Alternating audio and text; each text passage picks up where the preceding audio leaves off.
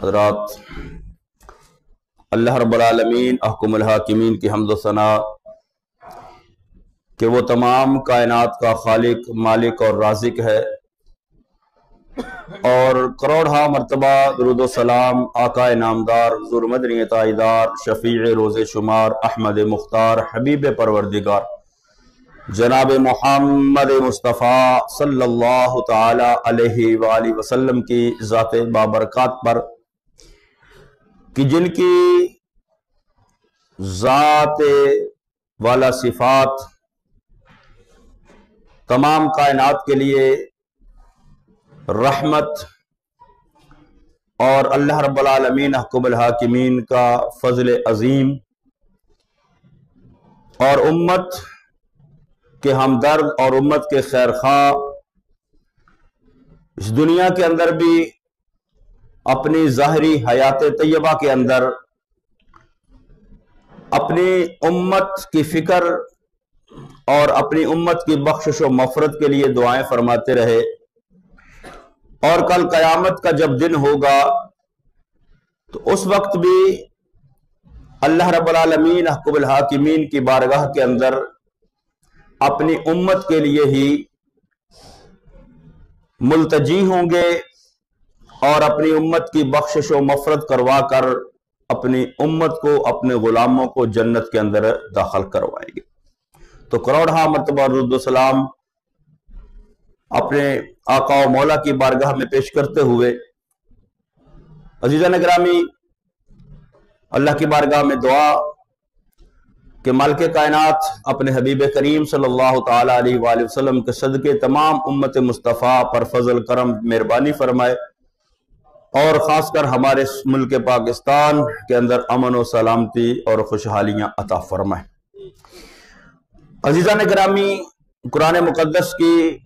سورۃ الحجرات جو 26ویں پارے کے اندر ہے، اس کے مضامین کے حوالے سے جو ہے وہ سلسلہ گفتگو چل رہا ہے، تو اس حوالے سے آج یہ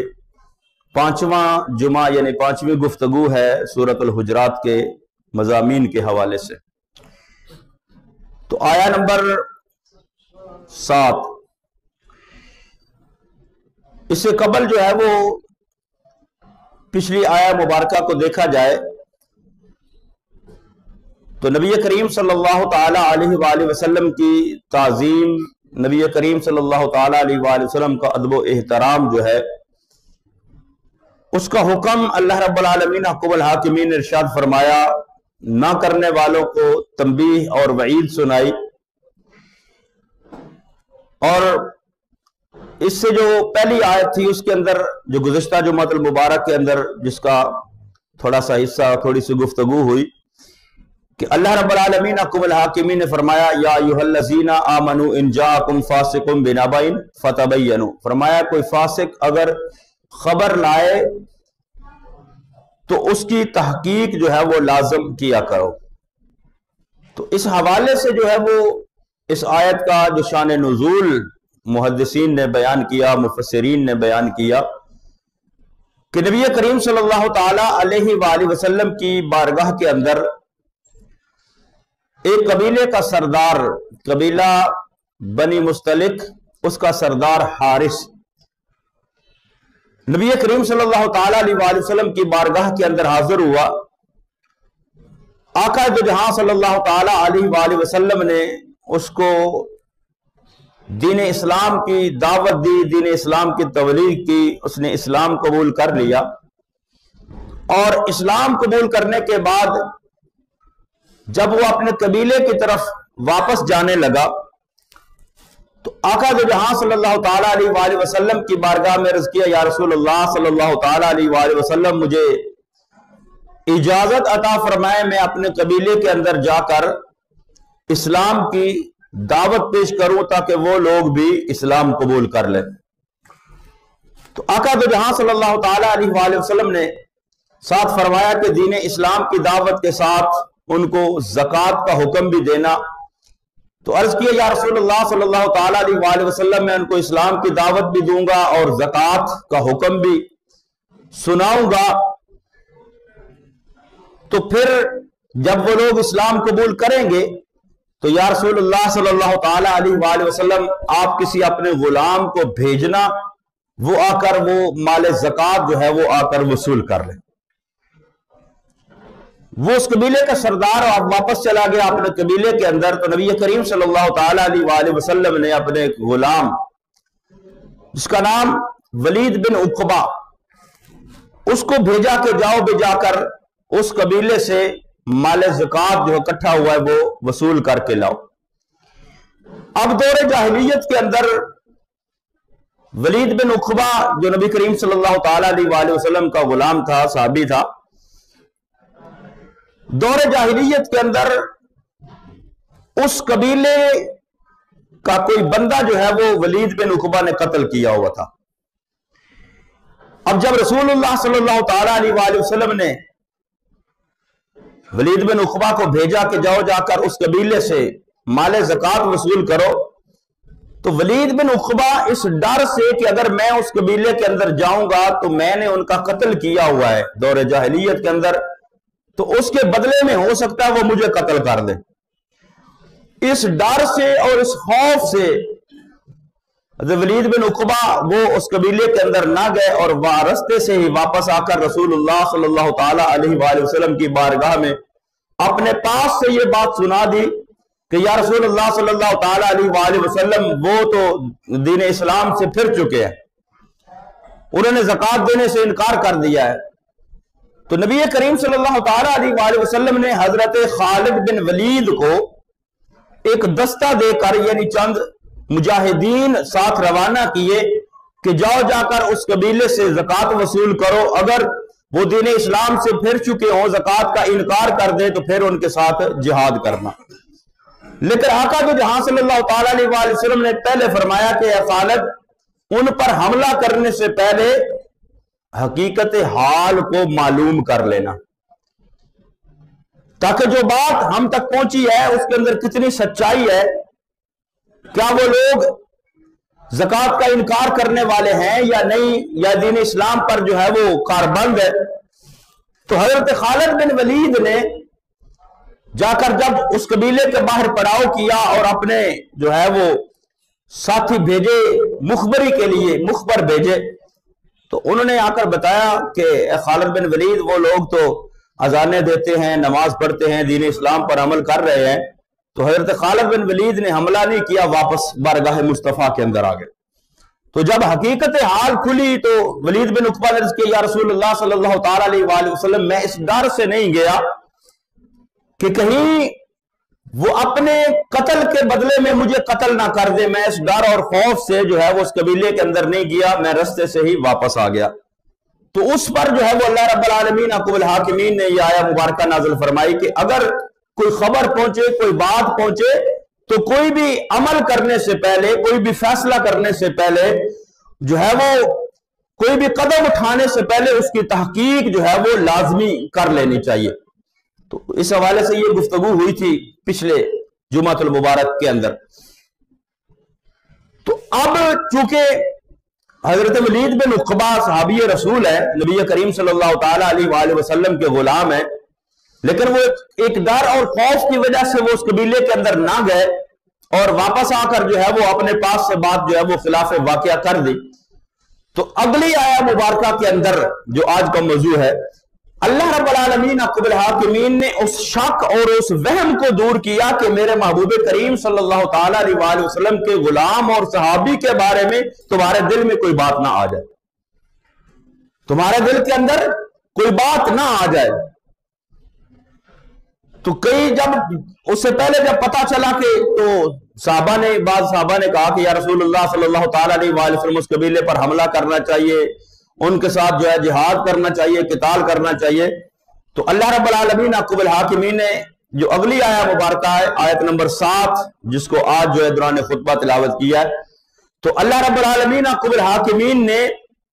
اپنے محبوب کے غلاموں اور صحابہ کو جو ہے وہ اس بات سے آگاہ کیا کہ اللہ رب العالمین احکم الحاکمین فرماتا وَاعْلَمُوا أَنَّ فِيكُمْ رَسُولَ اللَّهِ لو يطيعكم في كثير من الامر لعنتم اللہ رب العالمین حکم العالمین فرمایا کہ اے میرے غلاموں، محبوب کے غلاموں، اے میرے محبوب کے صحابہ، جان لو کہ تمہارے اندر میرا رسول موجود ہے۔ وَاعْلَمُوا أَنَّ فِيكُمْ رَسُولَ اللَّهِ، یعنی کوئی بھی بات کرنے سے پہلے، کوئی بھی فیصلہ کرنے سے پہلے، کوئی بھی قدم اٹھانے سے پہلے اس بات کو ذہن نشین رکھا کرو کہ وَاعْلَمُوا أَنَّ فِيكُمْ رَسُولُ اللَّهِ، کہ میرا محبوب تمہارے درمیان موجود ہے۔ جو میرا محبوب فیصلہ فرمائے گا وہی فیصلہ ہوگا، جو میرا محبوب قدم اٹھائے گا، جس بات کا حکم میرا محبوب دے گا اس پر عمل درآمد ہوگا۔ تم جلدی نہ کیا کرو، کوئی بھی قدم اٹھانے سے پہلے نبی کریم صلی اللہ تعالی علیہ وآلہ وسلم کی بارگاہ کے اندر حاضر ہوا کرو۔ اور اگر تم ایسا کرو گے کہ نبی کریم صلی اللہ تعالی علیہ وآلہ وسلم کے فیصلہ فرمانے سے پہلے اپنی رائے دو گے، جس طرح اس واقعے کے اندر صحابہ نے بعض نے عرض کی یا رسول اللہ صلی اللہ تعالی علیہ وآلہ وسلم اگر وہ زکوٰۃ سے انکاری ہیں تو پھر ان پر حملہ کرنا چاہیے، حالانکہ اللہ نے فرمایا کہ پہلے بات کی تحقیق کر لو۔ تو اللہ رب العالمین نے فرمایا وَاعْلَمُوا أَنَّ فِيكُمْ رَسُولَ اللَّهِ لَوْ يُطِيعُكُمْ فِي كَثِيرٍ مِّنَ الْأَمْرِ لَعَنِتُّمْ، فرمایا کہ اس بات سے آگاہ ہو جاؤ، جان لو کہ اللہ کا رسول صلی اللہ تعالی علیہ وآلہ وسلم تمہارے درمیان موجود ہے، اور اگر وہ تمہاری رائے کو مانتے ہوئے لَوْ يُطِيعُكُمْ فِي كَثِيرٍ مِّنَ الْأَمْرِ لَعَنِتُّمْ، اگر جو تمہاری خوشی ہو، جو تمہاری رائے ہو، اگر میرا محبوب کریم صلی اللہ تعالی علیہ وآلہ وسلم اس پر عمل کر لے تو پھر یہ تمہارے لیے بڑا مشقت والا کام ہو جائے گا۔ یعنی صحابہ کرام رضوان اللہ تعالی مجمعین کو یہ بھی بارگاہ مصطفیٰ کا ایک ادب کہ جب رسول اللہ صلی اللہ تعالی علیہ وآلہ وسلم موجود ہے تمہارے درمیان تو اپنی رائے مسلط کرنے سے پہلے، اپنی رائے پیش کرنے سے پہلے نبی کریم صلی اللہ تعالی علیہ وآلہ وسلم کے فیصلے کا انتظار کیا کرو۔ جو محبوب فرما دے پھر اس پر عمل کیا کرو۔ اگر محبوب کریم صلی اللہ تعالی علیہ وآلہ وسلم تمہارے کہنے پر اگر کوئی فیصلہ فرما دیں گے تو اس کا جو ہے وہ تمہارے لیے مشکل اور مشقت ہو جائے گی۔ تو اس سے پھر آگے اللہ رب العالمین حکم الحاکمین نے پھر محبوب کریم صلی اللہ تعالی علیہ وآلہ وسلم کے غلاموں اور صحابہ کی عظمت و شان کو پھر بیان کیا کہ یہ باتیں سن کر، یہ باتیں دیکھ کر کسی کے دل میں رسول اللہ صلی اللہ تعالی علیہ وآلہ وسلم کے صحابہ کے بارے میں کوئی بدگمانی پیدا نہ ہو جائے، کیونکہ نبی کریم صلی اللہ تعالی علیہ وآلہ وسلم کے صحابہ وہ ہستیاں ہیں جن کو اللہ رب العالمین حکم الحاکمین نے اپنے محبوب کی صحابیت کے لیے چنا، منتخب فرمایا، اور ان کے دل صاف ہیں، ان کے دل پاکیزہ ہیں، ان کے قلوب جو ہیں وہ اطہر ہیں، طہارت والے ہیں، پاکیزہ قلوب والے وہ لوگ ہیں۔ اور اللہ رب العالمین حکم الحاکمین نے پھر آگے ان کی علامات، ان کی نشانیاں، ان کے اوصاف بیان فرمائے۔ فرمایا وَلَٰكِنَّ اللَّهَ حَبَّبَ إِلَيْكُمُ الْإِيمَانَ، فرمایا یہ میرے محبوب کے صحابہ، میرے محبوب کے غلام وہ ہیں جن کے لیے اللہ نے ایمان کو محبوب کر دیا ہے۔ وَلَٰكِنَّ اللَّهَ حَبَّبَ إِلَيْكُمُ الْإِيمَانَ، یعنی جن کے لیے ایمان کو محبوب کر دیا ہے، وہ صحابہ ایمان کو محبوب ہیں اور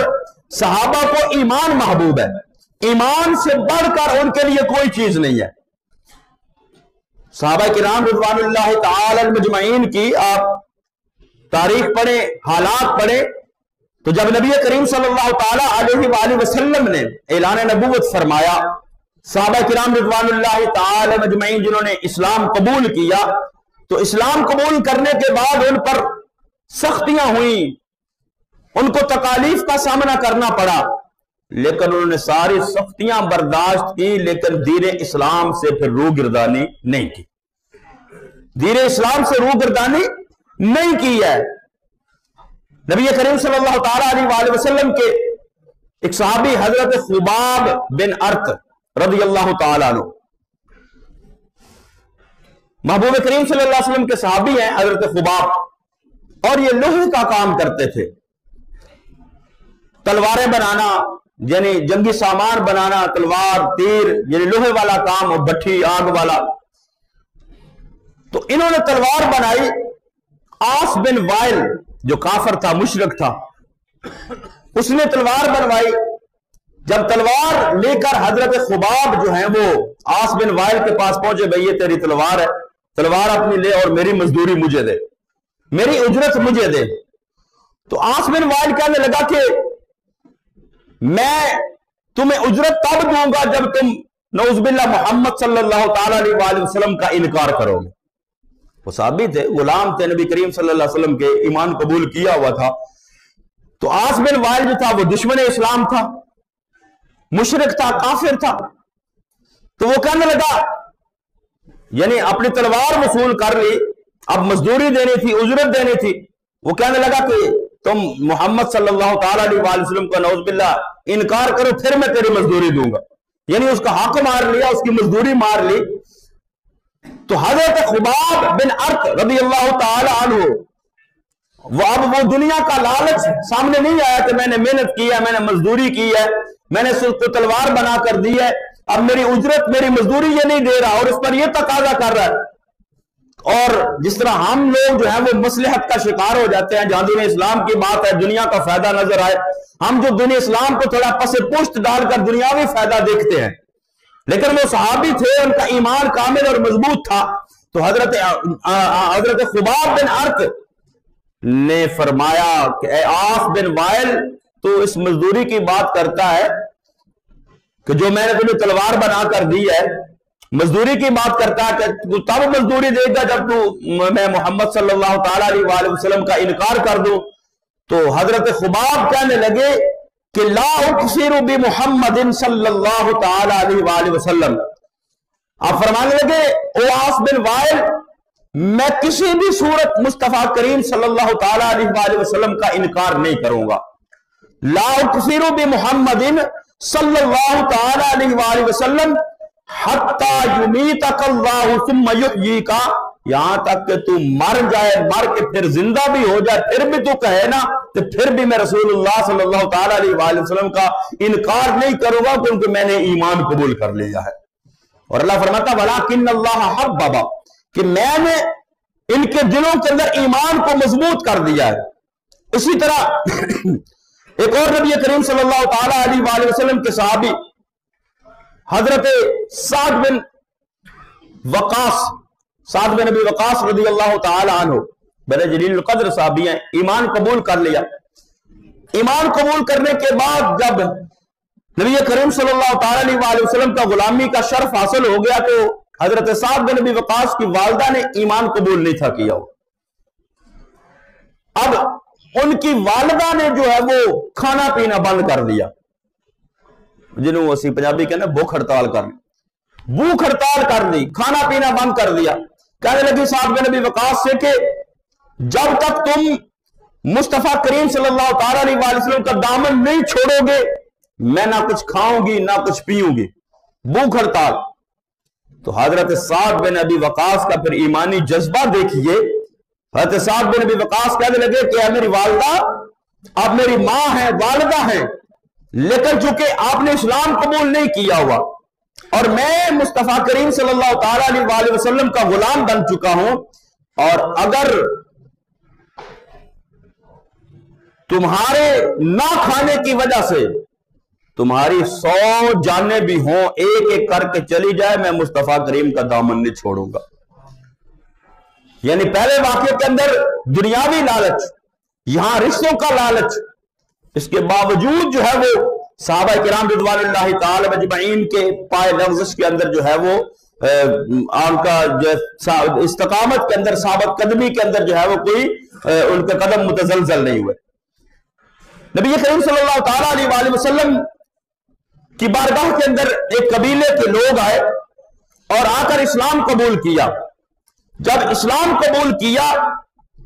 تو اسلام قبول کرنے کے بعد جب اپنے قبیلے کے اندر گئے تو انہوں نے آقا دو جہاں صلی اللہ تعالی علیہ وآلہ وسلم کی بارگاہ میں عرض کیا، یا رسول اللہ صلی اللہ تعالی علیہ وآلہ وسلم اپنے کسی غلام کو، کسی صحابی کو ہماری طرف بھیجیں جو ہمیں دین اسلام کی تعلیم دے،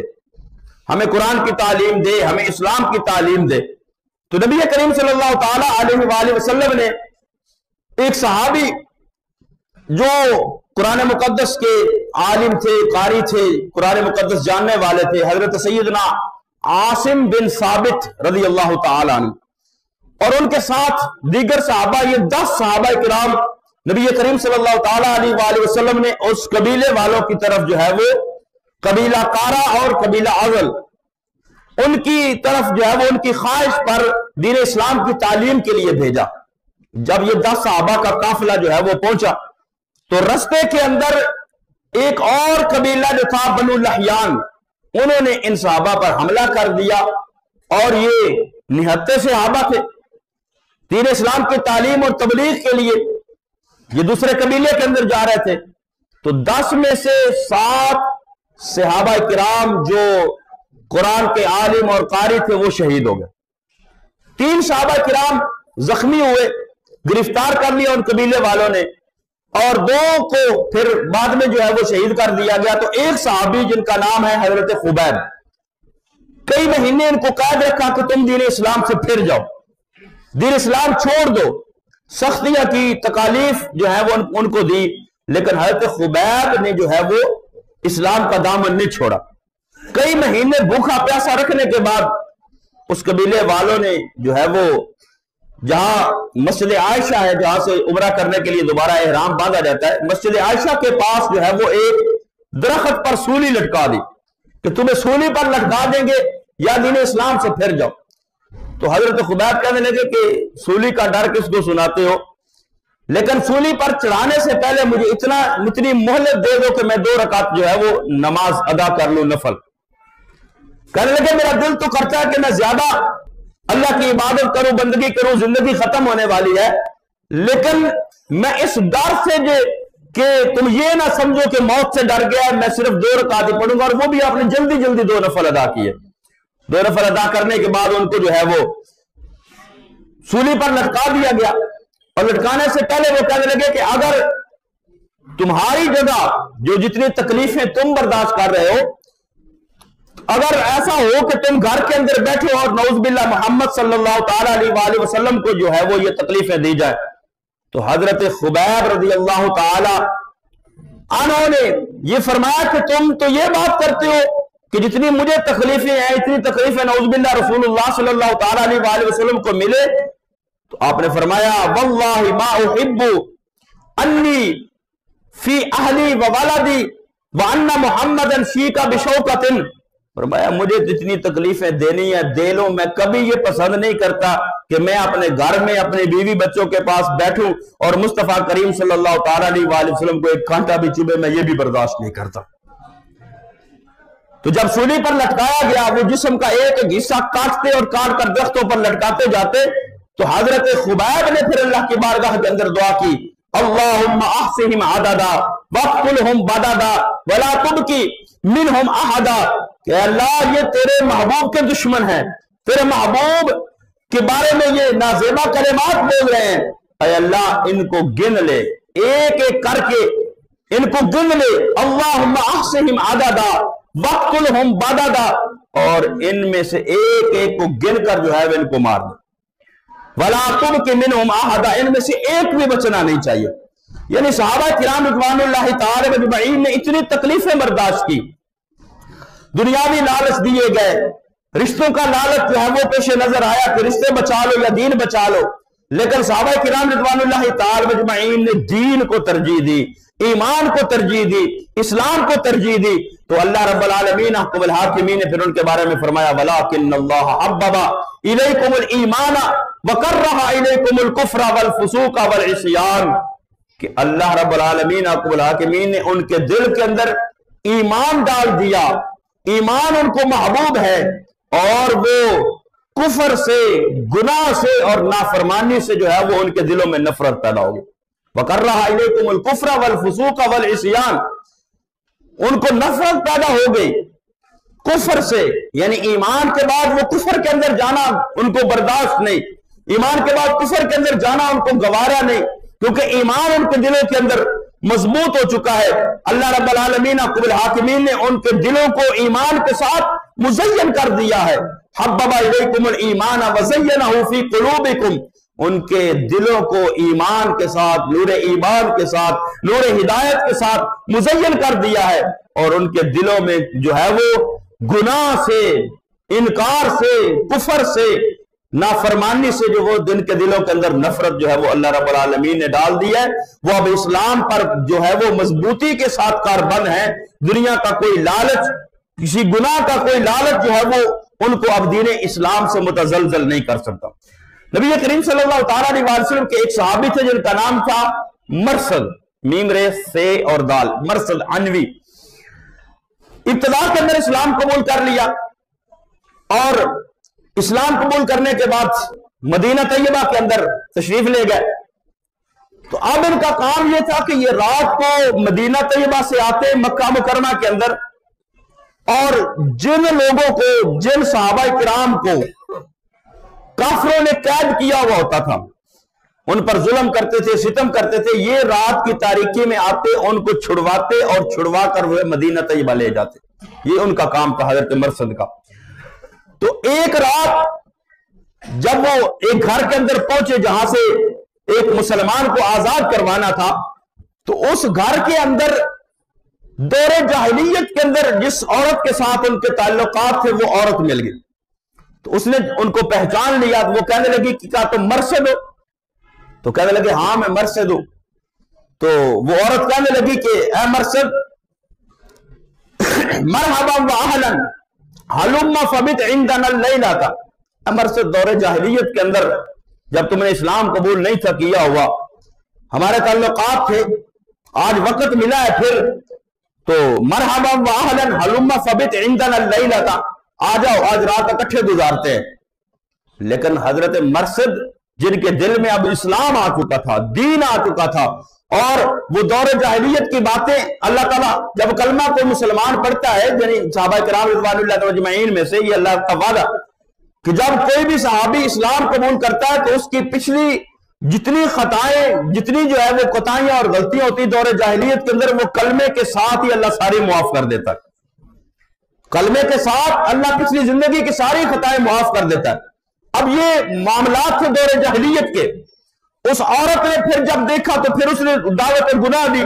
لیکن حضرت مرثد کا ایمان کتنا مضبوط ہو چکا تھا، جب اس نے کہا کہ مرحبا و اہلا حلم فبت عندنا اللیلہ، کیا مرثد آؤ، تم تعلق داری ہے پرانی، آؤ رات گزارتے ہیں، اکٹھے رہتے ہیں گھر کے اندر۔ تو حضرت مرثد نے کیا جواب دیا؟ حضرت مرثد کہنے لگے یا عناق، عناق اس عورت کا نام تھا، یا عناق حرم اللہ الزنا، اے عناق سن لے، میں نے اسلام قبول کر لیا ہوا ہے، میں دامن مصطفیٰ صلی اللہ تعالیٰ علیہ وآلہ وسلم کے ساتھ وابستہ ہو چکا ہوں، اور اس کام کو اللہ نے حرام قرار دے دیا، اب میں تمہاری خواہش پوری نہیں کر سکتا۔ یہ صحابہ کا ایمان ہے۔ آج اس کو دیکھ کر اگر ہم اپنے گریبانوں کے اندر جھانکیں، ہم اپنے کردار کو دیکھیں کہ ہم باوجود اس کے مسلمان ہیں، نبی کریم صلی اللہ تعالیٰ علیہ وآلہ وسلم کے غلام ہیں، آقا دو جہاں صلی اللہ تعالیٰ علیہ وآلہ وسلم کا کلمہ پڑھنے والے ہیں، تو اسلام کے دامن میں یہ تو ہماری خوش قسمتی ہے نا کہ ہم مسلمانوں کے گھر پیدا ہوئے، نہیں تو صحابہ کرام رضوان اللہ تعالیٰ اجمعین کی زندگیوں کو دیکھ اور پڑھے کہ کتنے مشکل حالات کا سامنا کیا انہوں نے، کتنی تکالیف جو ہے وہ برداشت کی، کتنی جدوجہد کی، کتنی تگو کی، کتنی تکلیفیں برداشت کی، کتنے مسائل کا سامنا کیا، کتنے آلام کا سامنا کیا، پھر جا کر دولت اسلام ملی۔ لیکن ہماری خوش قسمتی ہے، یہ ہمارا کمال نہیں، یہ اللہ کا فضل اور کرم ہے کہ ہمیں مصطفیٰ کریم صلی اللہ تعالیٰ علیہ وآلہ وسلم کے غلاموں کے اندر پیدا کر دیا۔ تو اسلام کو پھر اس بات کا تقاضا کرتا ہے نا کہ ہم اسلام کو اپنے اوپر پورا لاگو کریں، یہ نہیں کہ آدھا تیتر آدھا بٹیر والی بات ہو کہ ہم مسلمان بھی ہوں اور ساتھ اپنی مرضی بھی کرتے رہے۔ اسلام اپنی مرضی کرنے کی اجازت نہیں دیتا، اسلام کہتا ہے میرے مطابق زندگی گزارو، اللہ اور اس کے رسول کے احکامات کے مطابق زندگی گزارو۔ تو حضرت مرثد عنوی نے کہا کہ یا عناق حرم اللہ الزنا، اے عناق وہ دور جاہلیت تھا جب معاملات تھے، اب میں نے اسلام قبول کر لیا ہے، اللہ نے اسلام کو حرام قرار دے دیا ہے، تو ہم بھی اگر مسلمان ہیں تو یہ بات سمجھ لیں کہ دین اسلام کے اندر جن کاموں سے اللہ نے منع کیا ہمیں ان کاموں سے بچنا چاہیے، ہمیں ان کاموں سے اپنے آپ کو بچانا چاہیے، پھر ہم حقیقی طور پر مسلمان ہیں، پھر ہم حقیقی طور پر نبی کریم صلی اللہ تعالی علیہ وسلم کے غلام ہیں۔ آج ہم کیوں ذلت اور رسوائی کا سامنا ہے امت مسلمہ کو؟ حالانکہ قرآن مقدس اللہ رب العالمین احکم الحاکمین کی لاریب اور بیات کتاب قرآن مقدس ہے، زندگی کے ہر شعبے کے لیے رہنمائی موجود ہے، لیکن آج ہم نبی کریم صلی اللہ تعالی علیہ وسلم کے صحابی خلیفہ دوم حضرت عمر فاروق رضی اللہ تعالیٰ مدینہ طیبہ کے اندر اور مکہ کے اندر آپ نے جو ہے وہ ایک شخص کو مکہ کا امیر مقرر کیا، نافع بن عبد الحارث، ان کو مکہ کا امیر مقرر کیا۔ تو حضرت عمر فاروق مدینہ طیبہ کے اندر جو ہے وہ دار الخلافہ مدینہ طیبہ تھا، تو ایک دن رستے کے اندر کہیں کسی مہم پر جاتے ہوئے وہ حضرت نافع بن عبد الحارث کے ساتھ حضرت عمر کی ملاقات ہوگی رضی اللہ تعالیٰ عنہ۔ تو حضرت عمر فرمانے لگے، نافع بن حارث میں نے تجھے مکہ کا امیر مقرر کیا ہوا ہے اور تو مکہ چھوڑ کر ادھر، تو اپنے پیچھے کس کو مقرر کر کے آیا؟ کیونکہ جب کوئی اپنے علاقے سے جہاں پر اس کے اوپر ذمہ داری ہے وہ اس جگہ سے کہیں دوسری جگہ جاتا ہے، اپنی جگہ پر جو ہے وہ ذمہ داری کسی کو سونپ کر آتا ہے۔ نبی کریم صلی اللہ تعالیٰ علیہ وسلم بھی اگر جہاد پر جاتے، باہر کسی قبیلے کے اندر جاتے تو اپنی جگہ پر جو ہے وہ پیچھے مقرر کر کے آتے، امیر اپنی جگہ پر نائب مقرر کر کے آتے۔ تو صحابہ کرام رضوان اللہ تعالیٰ اجمعین بھی یہی طریقہ کار تھا۔ تو حضرت نافع بن عبد الحارث سے حضرت عمر نے پوچھا کہ بھئی اپنی جگہ پر کس کو امیر مقرر کر کے آئے؟ تو انہوں نے ایک صحابی کا نام لیا، ابن ابزی رضی اللہ تعالیٰ عنہ۔ تو حضرت عمر نے پوچھا بھی وہ کون ہے؟ تو حضرت نافع بن عبد الحارث کہنے لگے کہ وہ ہمارا غلام ہے، آزاد کردہ غلام تھا، ہم نے اس کو آزاد کر دیا، آزاد کردہ غلام ہے۔ تو حضرت عمر کہنے لگے کہ بھئی تم نے اہل مکہ کے اوپر ایک غلام کو جو ہے وہ امیر مقرر کر دیا ہے، ایک آزاد کردہ غلام کو۔ تو حضرت نافع بن عبد الحارث کہنے لگے کہ اے امیر المومنین، وہ ہم میں سے سب سے زیادہ قرآن کا علم رکھنے والا ہے، اس لیے جو ہے وہ اس کو مکہ کا امیر مقرر کیا ہے۔ تو حضرت عمر نے پھر نبی کریم صلی اللہ تعالیٰ علیہ وسلم کی حدیث مبارکہ پڑھی، ہاں فرمایا ٹھیک ہے، کیونکہ اللہ رب العالمین کے محبوب نے فرمایا ہے ان اللہ یرفع بہذا الکتاب ویضع بہ آخرین، کہ یہ قرآن مقدس ہے جس کے ذریعے اللہ لوگوں کے درجے بلند کرتا ہے، لوگوں کو رفعتیں عطا فرماتا ہے، بلندیاں عطا فرماتا ہے، اور بعض کو جو ہے وہ اللہ رب العالمین پست کر دیتا ہے۔ تو قرآن مقدس کے ساتھ وابستگی، قرآن مقدس کے ساتھ تعلق، یہ سربلندی دینے کا ایک ذریعہ ہے، انفرادی طور پر بھی اور اجتماعی طور پر بھی۔ لیکن آج ہم ذلت و پستی کا شکار ہیں، آج مسلمان قوم جو ہے وہ ذلیل و رسوا ہو رہی ہے۔ کیوں؟ کہ ہم نے قرآن کے ساتھ اپنا دامن جو مضبوط ہونا چاہیے تھا اس کو جو ہے وہ الگ کر لیا، ہم جو ہے وہ نام کے مسلمان رہ گئے۔ علامہ اقبال رحمت اللہ تعالی علیہ نے کہا نا جواب شکوہ کے اندر، وہ معزز تھے زمانے میں مسلمان ہو کر، وہ معزز تھے زمانے میں مسلمان ہو کر، کیونکہ اللہ نے جب مسلمانوں کو عروج اور بلندی عطا کی، صحابہ کا دور تھا، تابعین تبع تابعین کا دور، تو کیا تھا کہ وہ حقیقی معنوں کے اندر مسلمان تھے، قرآن کے ساتھ تعلق رکھنے والے تھے۔ لیکن اقبال کہتے ہیں وہ معزز تھے زمانے میں مسلمان ہو کر، اور تم خار ہوئے تارک قرآن ہو کر۔ اور اگر ہم ذلیل و رسوا ہو رہے تو ہم کس لیے؟ کہ ہم نے دین اسلام کے اندر جو قرآن مقدس کو اللہ نے مقام دیا ہے، پوری زندگی کے لیے ضابطہ حیات ہے، ہر شعبے کے لیے رہنمائی موجود ہے۔ وَلَا رَتْبٍ وَلَا يَابِسٍ إِلَّا فِي كِتَابٍ مُبِينٍ، قرآن مقدس کے اندر ہر چیز کا ذکر، ہر چیز کے لیے رہنمائی موجود ہے، لیکن قرآن کو چھوڑ کر ہم نے غیروں کو ان کے قوانین کو اپنا لیا، غیروں کے طریقوں کو اپنا لیا۔ اس لیے ہم مسلمان ہونے کے باوجود ذلیل و رسوا ہو رہے ہیں۔ اگر آج بھی مسلمان قرآن مقدس کے ساتھ اپنے دامن کو جوڑے، قرآن مقدس کے ساتھ وابستہ ہو، قرآن مقدس کے مطابق اپنی زندگی کو گزارے گا، تو اللہ آج بھی مسلمانوں کو عروج اور بلندیاں عطا فرمائے گا۔ اللہ رب العالمین مجھے اور آپ کو عمل کی توفیق نصیب فرمائے، آمین۔